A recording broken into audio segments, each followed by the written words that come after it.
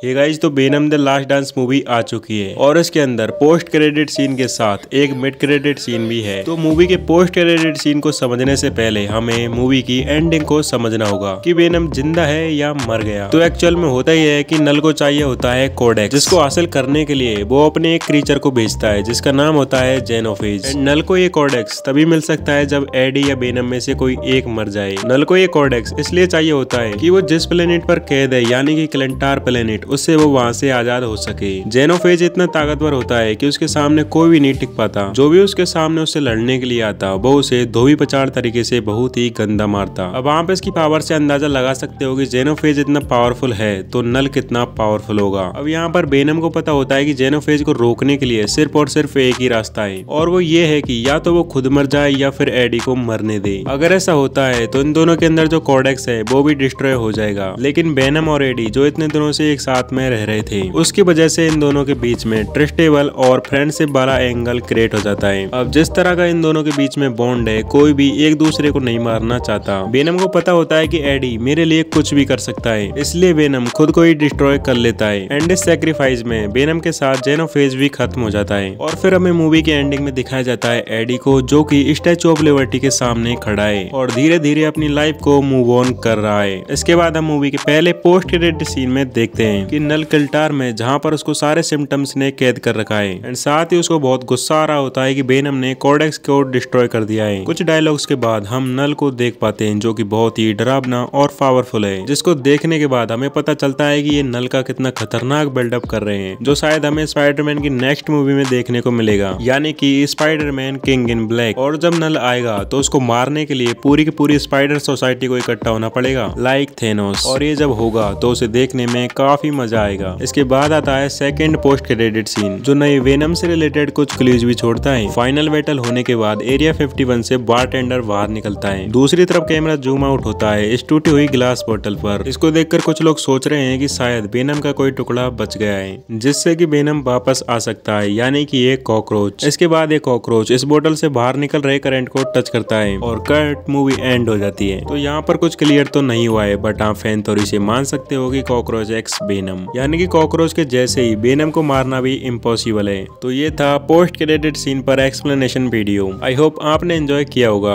अगर आपके माइंड में वेनम और एडी से लेकर कोई कनेक्शन, कोई डाउट है तो कमेंट सेक्शन में जरूर बताना और साथ ही चैनल को सब्सक्राइब और वीडियो को शेयर जरूर करना। तब तक मिलते हैं नेक्स्ट वीडियो में। Good bye.